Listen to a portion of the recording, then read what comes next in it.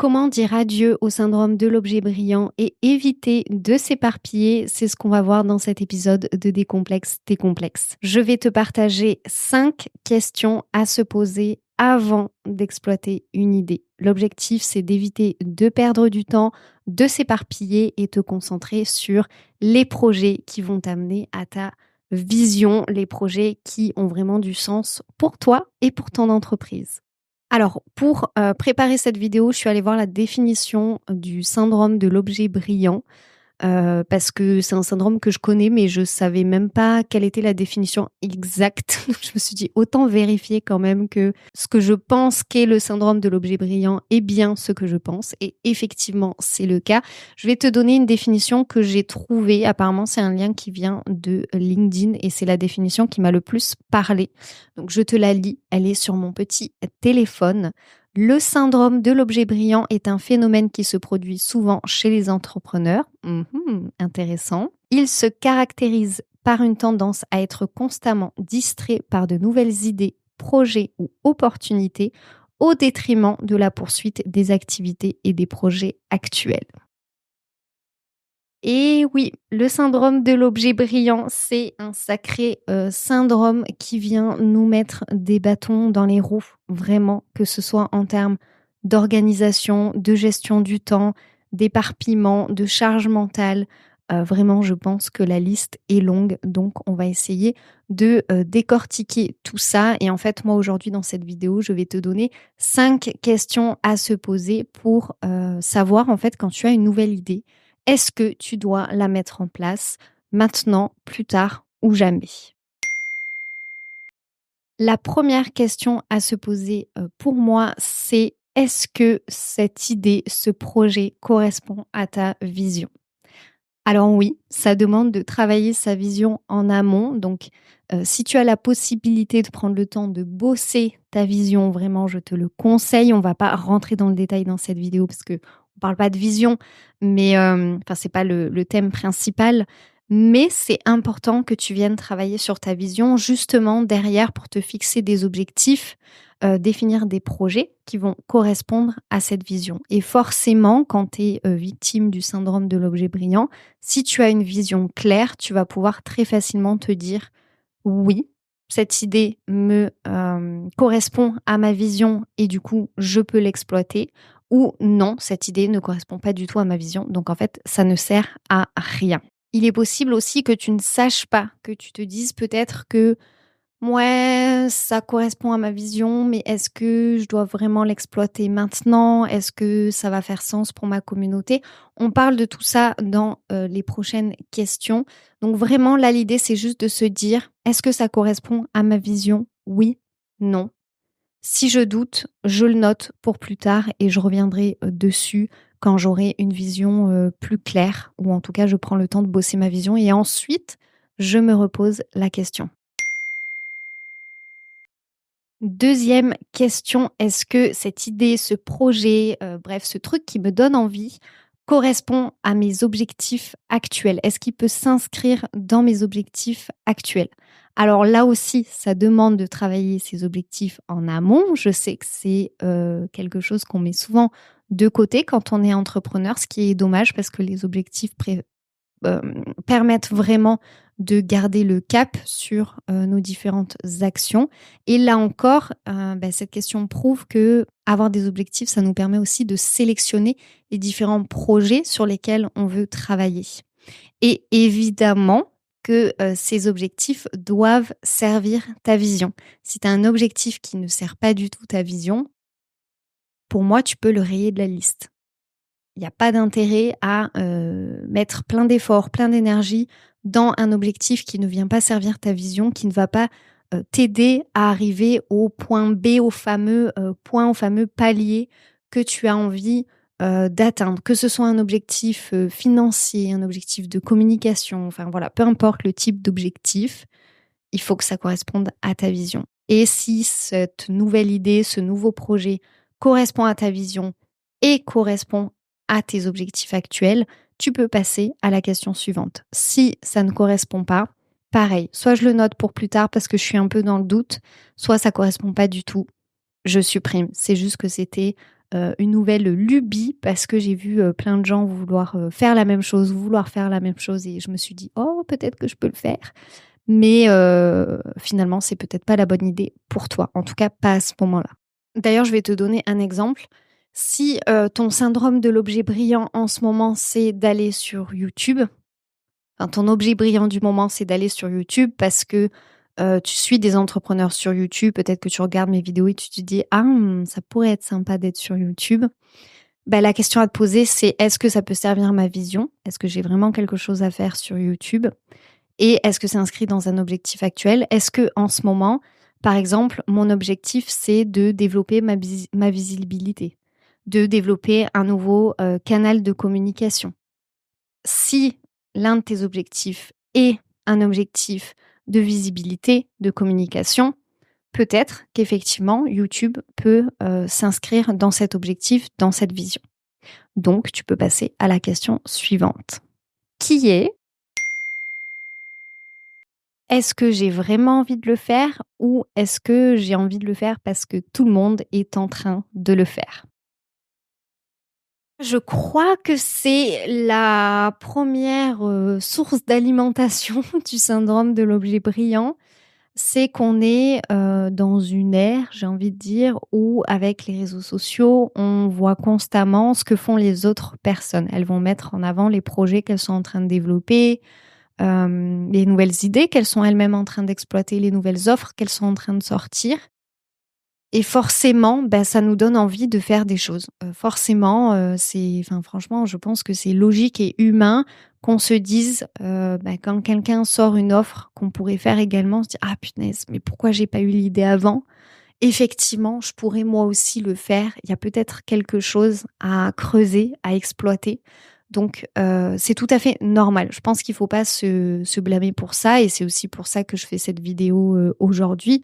C'est que, on peut pas mettre des œillères et enfin, à part si tu pars des réseaux sociaux ou si tu essayes de faire en sorte de ne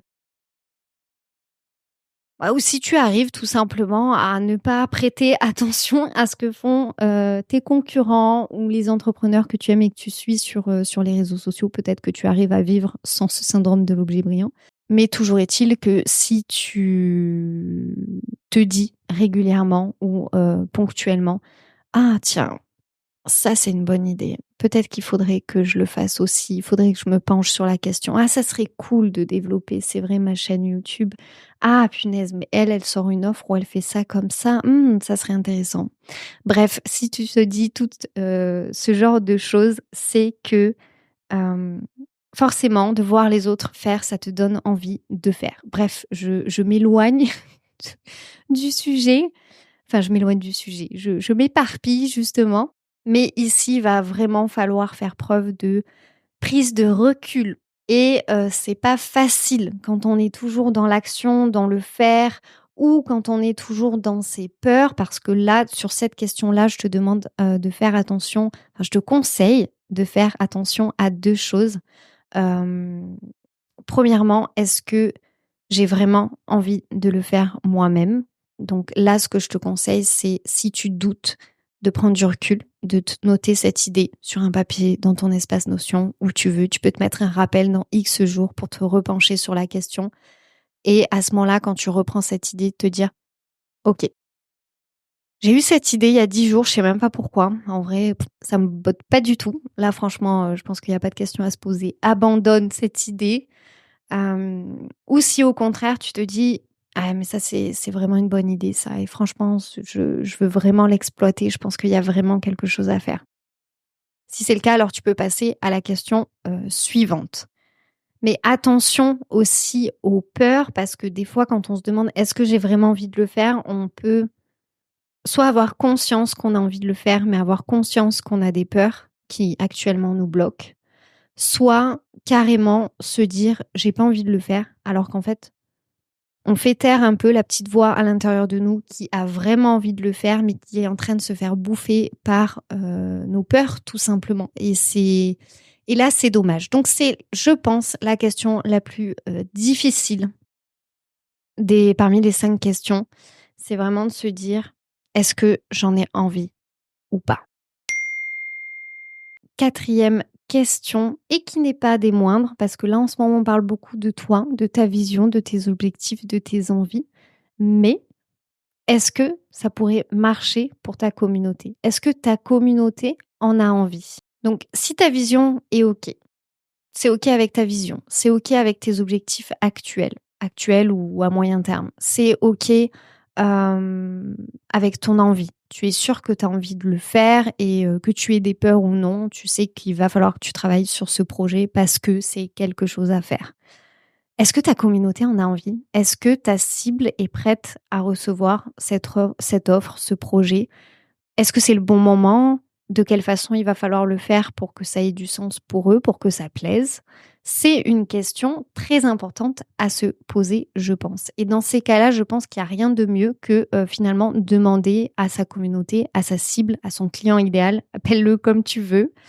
Mais moi, ce que je te conseille, c'est déjà de commencer par tâter le terrain, faire en parler en MP aux personnes avec qui tu discutes régulièrement, aux personnes où tu sais que cette offre pourrait peut-être correspondre, pourrait plaire, peut-être faire un sondage en story sur Instagram ou sur LinkedIn ou voilà, commencer à en parler un peu comme ça. Et si tu vois que bon, le terrain a l'air plutôt propice à cette idée, à ce projet, eh ben, je pense que tu peux carrément attaquer une étude de marché. Parce que des fois, on a une idée de ce qu'on veut faire qui, de façon globale, est une bonne idée. Mais après, quand on fait l'étude de marché, on se rend compte que, y a peut-être d'autres choses à prendre en compte. Peut-être qu'on veut aller trop loin et que finalement, il vaut mieux se concentrer sur une partie essentielle. Donc c'est toujours intéressant de faire une étude de marché pour essayer vraiment de jauger le terrain. Je vais prendre un exemple du coup de la vie réelle parce que je parle de terrain. Quand tu veux acheter un terrain pour construire une maison, tu vas t'intéresser au terrain, mais tu vas aussi analyser, par exemple, la qualité du sol. Est-ce que c'est effectivement un terrain constructible? De combien de mètres carrés va pouvoir faire ta maison, etc. C'est des informations qui sont importantes avant de se lancer dans le projet. Et ben c'est pareil pour ton offre, je pense.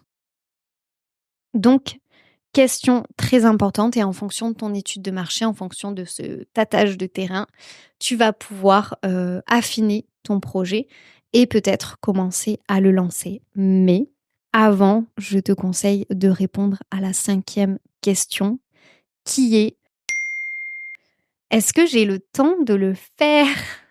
Et oui, faut pas l'oublier ça parce que en introduction, je parlais du syndrome de l'objet brillant et j'ai parlé d'éparpillement. Souvent, on veut faire trop de choses en même temps. On veut mettre la charrue avant les bœufs. Et c'est dans ces moments-là qu'on se retrouve à gérer trop de projets différents, de trop grande envergure, etc. Donc, je pense que c'est vraiment une question à se poser. Et dans ces cas-là, ce que je t'invite à faire, c'est faire le point sur ton temps disponible. Où est-ce que tu en es par rapport à tes clients? Combien de temps ça te prend par semaine ou par mois? Où est-ce que tu en es par rapport à tes projets actuels? Est-ce que tu as besoin peut-être de terminer un projet en cours pour ensuite commencer celui-ci? Est-ce que d'ailleurs tu as besoin de ressources supplémentaires pour mettre en place ce projet? Parce que des fois, on peut avoir besoin de compétences, de finances, de temps, tout simplement. On peut avoir voilà, besoin de différentes ressources pour mener à bien cette idée, ce projet. Donc, c'est une question à se poser et du coup faire le point sur ton temps disponible. Client, projet, tout ce qui est gestion courante aussi de ton entreprise. Où est-ce que tu en es par rapport à tout ça? Combien de temps ça te prend? Combien de temps il te reste de libre dans ta semaine, dans ton mois, sur le trimestre qui arrive, en fonction à peu près du temps que tu penses qu'il va falloir pour développer ce projet, le mener à bien et ensuite le faire vivre. Parce qu'un projet, on le construit, mais ensuite il faut aussi le faire vivre. Donc ça prend du temps en termes de gestion courante aussi, en général. Donc c'est quelque chose à prendre en compte. Ton temps disponible. Ton temps disponible, tes ressources disponibles. Et est-ce que tu as besoin de terminer quelque chose qui est en cours avant de passer à ce projet ou à cette idée? Moi, ce que je te conseille de faire, c'est peut-être je ne sais pas si tu as une page idée sur ton espace Notion ou une page projet. Et ça peut être sur ton espace Notion ou dans un petit carnet. Mais c'est de te noter ces questions dans un coin ou de noter la référence de ce podcast si tu veux le réécouter plus tard et te dire, OK, quand j'ai une idée, il faut que je réécoute ça pour me dire, est-ce que je dois la mettre en marche maintenant ou pas? Et si tu es sur Notion, tu peux très bien te faire un petit modèle où dès que tu as une idée, tu vas mettre ton idée dans ta base de données et ensuite tu vas cliquer sur ton modèle, et noter ces 5 questions et prendre ne serait-ce que 5 minutes, hein, je pense pour, répondre à ces questions. Peut-être un peu plus pour celles où il faut prendre du recul, mais note ces questions, relis ce que tu as écrit et en fonction de ça, arbitre. Et ouais, je pense que des fois, on peut avoir une idée et c'est pas forcément obligatoire de la mettre en application tout de suite, tout de suite. Je pense que souvent, ce qui nous fout la pression de nous dire: «Il faut que je lance cette idée, ce projet, maintenant», c'est la comparaison. Parce qu'on se dit que si telle personne le fait aussi, les gens vont peut-être acheter chez elle et pas chez toi, du coup. Mais je pense que l'information principale à garder en tête, c'est qu'il vaut mieux prendre son temps, développer son projet correctement pour lui donner un maximum de chances de réussite, plutôt que, de se mettre la rate au courbouillon, de faire un projet qui est bancal, et qui finalement ne portera peut-être pas les fruits attendus parce qu'on n'a pas pris le temps de bien faire les choses. Et ça, c'est vraiment quelque chose, où j'essaye moi aussi parce que je suis pas parfaite, hein. Je te dis tout ça parce que c'est en prenant du recul que je l'analyse de cette façon-là.